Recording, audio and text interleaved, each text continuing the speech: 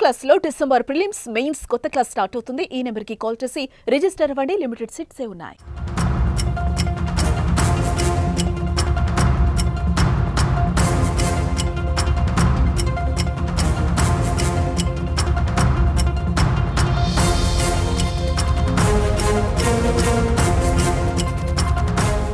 ఒకవైపు కుటుంబ సమస్యలు, మరోవైపు పోలీసుల కేసులతో మోహన్ బాబు ఉక్కిరిబిక్కిరవుతున్నారు. ఆయన తాజాగా మరింత చిక్కుల్లో పడ్డారు. మీడియాపై దాడి చేసిన ఘటనలో మోహన్ బాబుకు పోలీసులు ఊహించని షాక్ ఇచ్చారు. మోహన్ బాబుపై హత్యాయత్నం కేసు నమోదు చేశారు. నిన్న కేవలం 118 సెక్షన్ కింద కేసు నమోదు చేసిన పోలీసులు ఇప్పుడు తాజాగా ఎఫ్ఐఆర్లో మార్పులు చేసి BNS 109 సెక్షన్ కింద హత్యాయత్నం కేసు నమోదు చేశారు. BNS 109 సెక్షన్ కింద మోహన్ బాబుకు 10 ఏళ్లు జైలు శిక్ష పడే అవకాశం ఉంది.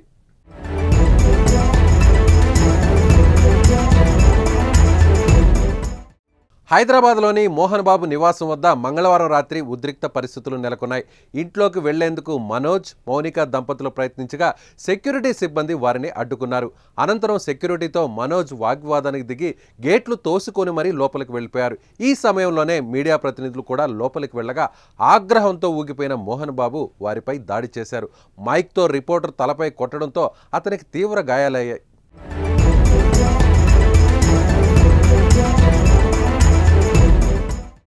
ఇప్పుడు బాధిత రిపోర్టర్ నుంచి ఫిర్యాదు అందుకున్న పోలీసులు మొదట 118 BNS సెక్షన్ కింద కేసు నమోదు చేశారు. అయితే ఇప్పుడు తాజాగా హత్యాయత్నం కేసు నమోదు చేయాలని జర్నలిస్టులు ఆందోళన చేయడంతో లీగల్ ఒపీనియన్ తీసుకున్న పోలీసులు సెక్షన్లు మార్చి BNS 109 సెక్షన్ కింద మోహన్ బాబుపై హత్యాయత్నం కేసు నమోదు చేశారు.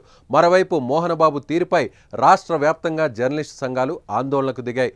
జర్నలిస్టుపై దాడి ఘటన తర్వాత మోహన్ బాబు గచ్చిబౌలిలోని కాంటినెంటల్ హాస్పిటల్లో చేరారు.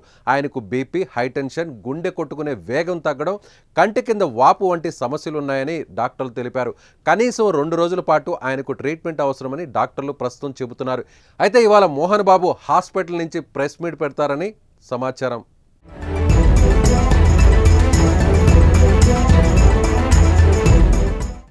మంచు కుటుంబం వివాదం ఇప్పుడు రచ్చకెక్కడంతో పోలీసులు దృష్టి సారించారు.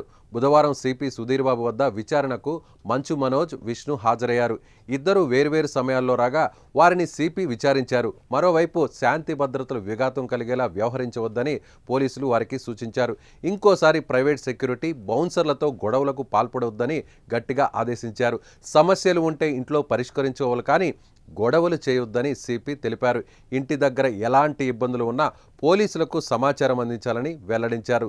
శాంతి భద్రతలు విఘాతం కలిగించేలా వ్యవహరిస్తే ₹1,00,000 జరిమానాతో పాటు చట్టపరమైన చర్యలు తీసుకుంటామని సిపి సుధీర్ బాబు హెచ్చరించారు.